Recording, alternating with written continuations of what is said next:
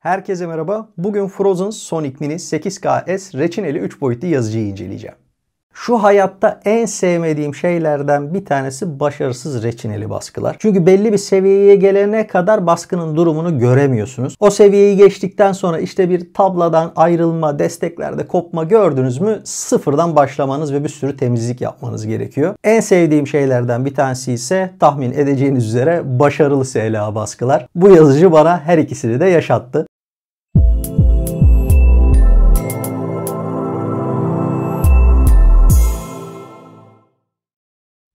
Frozen özellikle son birkaç yıldır Avrupa ve Amerika'da popülaritesini hızla arttıran bir marka. Bense bu markanın ismini yaptığım bir YouTube içeriğinden sonra öğrendim. O içerikte SLA yazıcımla bir figür basmış ve bunun boyamasını gerçekleştirmiştim. Bu süreçte figür boyama sanatçılarıyla sürekli iletişim halindeydim. Hatta Stüdyo Luna'nın kurucusu olan Tuğba Yağcı ve ben aynı 3 boyutlu yazıcıyı kullanıyorduk. O zaman Anycubic Photon S vardı bende. Aradan biraz vakit geçmişti. Yine Tuğba ile beraber muhabbet ederken dedi artık ben Anycubic kullanmıyorum. Frozen'a geçtim. Dedim adını duydum ama kullanmadım. Nasıl bir yazıcı? Anycubic'e göre çok daha keskin, net sonuçlar alabildiğini söylemişti. Aradan epey vakit geçti ama hiçbir Frozen kullanmak nasip olmamıştı bugüne kadar. Gördüğünüz yazıcı Frozen'ın Sonic Mini 8K S modeli. Oldukça basit, giriş seviyesi ve herkesin kullanabileceği tarzda bir reçineli yazıcı. Uzun zamandır bu yazıcıyı kullanıyorum. Birçok baskı aldım ama baskıları bir değerlendirmeden önce kısaca şöyle bir özelliklerine bakalım. Cihazda 7.1 inçlik Mono LCD 8K çözünürlüklü bir ekran var. Bu ekran sayesinde XY çözünürlüğü 22 mikron gibi oldukça yüksek bir seviyede. Z eksenindeki hassasiyeti ise 10 mikrona kadar düşebiliyor. Burada yazıcı üreticilerinin bize söyledikleri 4K, 8K, 9K, 12, 16K gibi şeylere çok fazla takılmayın. Esas önemli olan nokta az önce söylediğim XY çözünürlüğüdür. Bunu şöyle örneklendirebilirim. Örneğin Sonic Mega modelinde de 8K'lık bir ekran kullanılmış. Ancak XY çözünürlüğü 43 mikron. Orada da 8K'lık bir ekran kullanılmış. Burada da ancak ikisinden çıkacak baskıları mukayese ettiğimizde Sonic Mini çok daha keskin bir sonuç verecektir. Çünkü burada önemli olan noktalardan bir tanesi bu 8K'lık çözünürlüğün ne kadar ebatta bir ekranda bulunduğu. Yani oradaki piksel yoğunluğu. Ekran konusunda bir şeye daha değinmek istiyorum. O da ömrüyle alakalı. Genelde markalar LCD ekranların ömürlerini çok bizimle paylaşmak istemezler. Çünkü kullanım şartlarına göre bu değişkenlik gösterebiliyor. Genel olarak ise Mono LCD tabanlı yazıcılar 2000 saat civarında çalışıyor. Daha sonra ekran değişimi gerekebiliyor. Ancak Frozen CEO'sunun 2023 yılında yaptığı bir röportajda 2018 yılından beri Mono LCD ekranlara yatırım yaptıklarını ve geliştirdikleri teknolojilerle LCD ekranların kullanımlarını 5000 saate kadar çıkartabildiklerini belirtmiş. Bu da standartların oldukça üzerinde görünüyor. Sonic Mini 8K'da üzerindeki bu ekranla beraber eni ve derinliği 16.5'a 7.2 cm,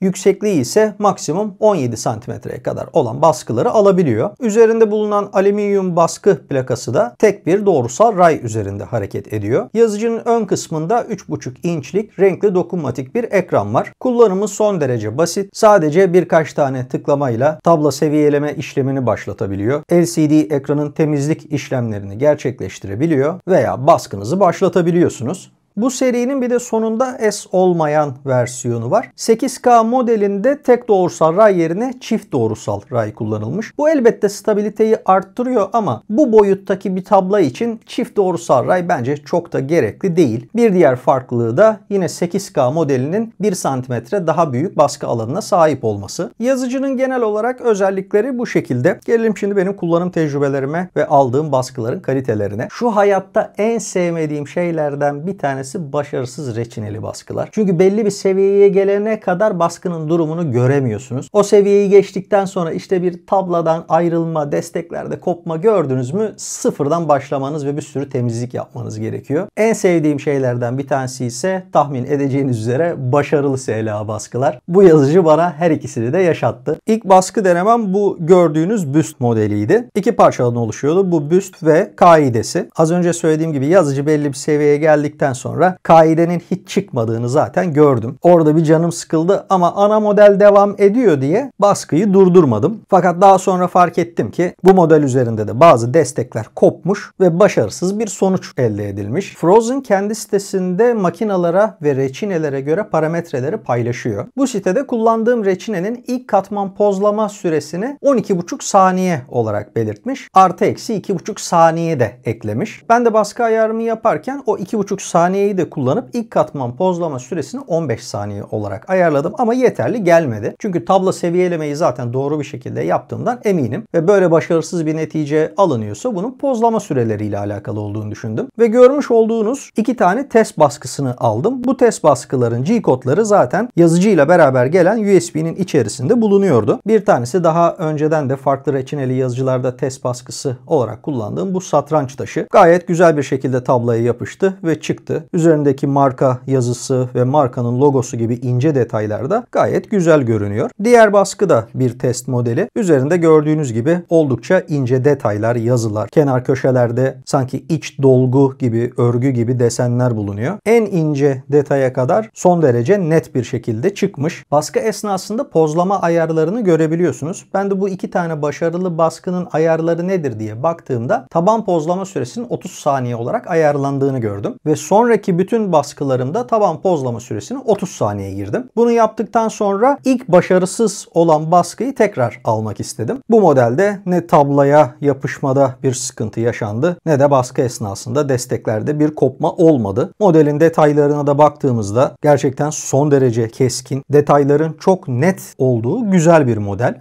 Aynı reçine ve ayarlarla bir modelin baskısını daha aldım. Üzerinde oldukça fazla detay bulunan bir model. Oyun severler zaten şu anda tahmin etti. Özellikle daha önceden Call of Duty oynamış olan kişiler karakteri tahmin etmişlerdir. Modelin kendisi reçine ile alındı. Alt taraftaki kaide kısmı ise FDM yazıcımla bastım. Ben bu iki tip yazıcıları beraber kullanmayı çok seviyorum açıkçası. Özellikle böyle detaydan uzak, kaide gibi parçaları FDM yazıcıyla alıyorum. Çok daha fazla detaya ihtiyaç duyulan kısımlarda da reçineli yazıcımdan faydalanıyorum. Bence güzel de bir kombinasyon oluyor. Modelin detaylarına da şöyle bir baktığımızda gerçekten çok başarılı olduğunu söylemeliyim. En ufak bir yerde ne bir katman izi, ne bir çizgilenme, ne de bir baskı hatası söz konusu değil. Yani bu baskıya bir ürün gözüyle de bakacak olursanız kesinlikle premium seviyede olduğunu söyleyebilirim. Figür baskılarıyla devam ediyoruz. Bu sefer farklı bir reçine kullandım. Frozen'ın standart seri reçinelerinden Neon Peach. Açıkçası rengi hiç şeftaliye benzemiyor. Daha çok böyle şeker pembesi gibi bir rengi var. Modeli seçerken de buna dikkat ettim. Yani dedim bu renk nasıl bir karaktere yakışabilir diye. O yüzden Harley Quinn'i tercih ettim. Model çok iyi. Üzerinde detaylar çok fazla. Elindeki eldiven, bileğindeki o dikenli bileklik, silahları, yüz detayları, hatta böyle incecik neredeyse kıl kadar olan saç detayları falan çok güzel çıktı. Kaide kısmını zaten az önceki modelde olduğu gibi yine FDM tipi bir yazıcıyla filamentle ürettim. İlk defa farklı marka bir yazıcı kullandığınızda veya farklı marka bir reçine kullandığınızda başta bir iki kere başarısız sonuçlar elde edebilirsiniz. Benim de başlangıcım bu şekilde oldu. Ama ideal ayarlarınızı bulduktan sonra başarısız baskı alma ihtimaliniz çok düşüyor. Ben ilk baskıdan sonra herhangi bir problemle karşılaşmadan bütün baskılarımı alabildim. Frozen son birkaç yıl içerisinde dental alanlara da yatırım yaptığından dolayı bir tane de diş modelinin baskısını alayım dedim. Tabii bendeki reçine standart bir model reçinesi. Dentalle bir alakası yok. Burada sadece yazıcının dental alanlarda bile kullanılabilecek kadar yüksek çözünürlüğe sahip olduğunu göstermek istedim. Bu eğitim amaçlı tasarlanmış olan bir model ve gördüğünüz gibi üzerinde hiçbir kusur yok. Üzerinde bulunan incecik yazılar dahil olmak üzere çok net bir şekilde çıkmış. Uyguladığım destekleri görebilmeniz için de özellikle bir tanesinin desteklerini sökmedim. Az önce markanın CEO'sunun 2023 yılında verdiği bir röportajdan bahsetmiştim. Orada diyor ki biz bir yıl boyunca kullanıcı beklentilerini topluyoruz. Daha sonra bu beklentileri karşılayabilmek adına yazıcılar üretiyoruz. Dental alanda da bundan yoğun bir talep alıyorlar. O esnada direkt olarak dental bir reçineleri yok. Ama bunun gibi reçinelerle dental çalışmalar yapıyorlar. Ve çalışmalar sonucunda hekimlerin söylediği, hatta direkt bu şekilde söylüyor. Ya diyor bunlar aslında oyuncak. Ama diyor biz profesyonel makinelerden aldığımızdan daha iyi, daha net, daha keskin sonuçlar alabiliyoruz sizin makineyle diye. Aslında konu sağlık alanıyla alakalı olsa da neden figür üretmek isteyenlerin, hobicilerin de Frozen'ı tercih ettiğini burada daha net anlamış oldum. Kullandığım yazıcılar içerisinde yani en keskin, en net sonuçları bu verdi diyemiyorum. Sonuçta farklı yazıcılarla bir mukayese etmedim. Aynı modellerin alıp mukayesesini yapmadım. Ama mevcutta yaptığım çalışmalardan çok memnun kaldım. Bu süreç esnasında elbette işimi kolaylaştıran bir yıkama kürleme cihazım da vardı. Onlardan da çok kısa bahsetmek istiyorum. Bu 8 litre kapasiteye sahip bir yıkama cihazı. Herhangi bir hız kademe ayarı yok. Sadece zamanını ayarlayıp yıkama yapılmasını sağlayabiliyorsunuz. Çok büyük kolaylık getiriyor. İzopropil alkolle temasınızı azaltıyor. Sizi elle yıkama yapma derdinden kurtarıyor. Tek diyebileceğim şey sadece bir kademe olsaydı, yani hani yavaş, orta, hızlı gibi, öyle bir şey yok. Orta hızda bir yıkama yaptığını söyleyebilirim. Kürleme makinesini ise çok beğendim. Bir defa çift taraftan ultraviyole ışığı veriyor. Bu kürleme süresi için ve sağlıklı bir kürleme için bence önemli detaylardan bir tanesi. Daha da önemlisi, döner tablayı şeffaf yapmışlar ve alt kısmına da yine bir tane kürleme ledi koymuşlar. Böylece kürleme yaparken modeli alt üst çevirmenize gerek kalmıyor. Alt kısımdan gelen bu ışık sayesinde tek seferde modelin her noktasına ultraviyole ışık gelebiliyor. Önemli bulduğum bir diğer nokta ise havalandırma fanları. Çünkü modelinizin üzerinde eğer kalıntılar olursa, izopropil alkol kalıntıları olursa ve bu şekilde bir kürleme sağlarsanız modelin üzerinde beyaz beyaz lekeler oluştuğunu görürsünüz. Bu lekelerin olmaması için önce modelin tamamıyla kurutulması gerekir. Yazıcının ana ekranına da bunu getirmişler. Ayrı ayrı uğraşmanıza gerek kalmıyor. Önce kurutma için şu kadar dakika boyunca fanları çalıştır diyorsunuz. Bununla işin bittikten sonra da şu kadar dakika kürlemeyi yap ve işlemi bitir diyebiliyorsunuz. Bence ister hobi ister ticari amaçla düşünün. Eğer bir reçineli yazıcı kullanacaksanız elinizin altında bir yıkama ve kürleme makinesinin bulunması çok büyük avantaj sağlayacaktır. Benim yazıcı ve yardımcı ekipmanlar hakkında söyleyeceklerim bu kadar. Umarım sizin için faydalı bir video olmuştur. Eğer bu yazıcıyı ya da bu yardımcı ekipmanları almak isterseniz aşağıdaki açıklama bölümüne ürün linklerini ekliyorum. Ben ilk Creality yazıcımı 3Dream'den aldım. Ardından ilk kullandığım reçineli yazıcımı da onlardan aldım. Ve gerek satış öncesi gerekse satış sonrası bana sağladıkları destekten çok memnun kalmıştım. O nedenle bu markayı da size gönül rahatlığıyla önerebiliyorum. Yazıcınız sorunsuz, baskılarınız kusursuz olsun. Bir sonraki videoda görüşmek üzere. Hoşça kalın.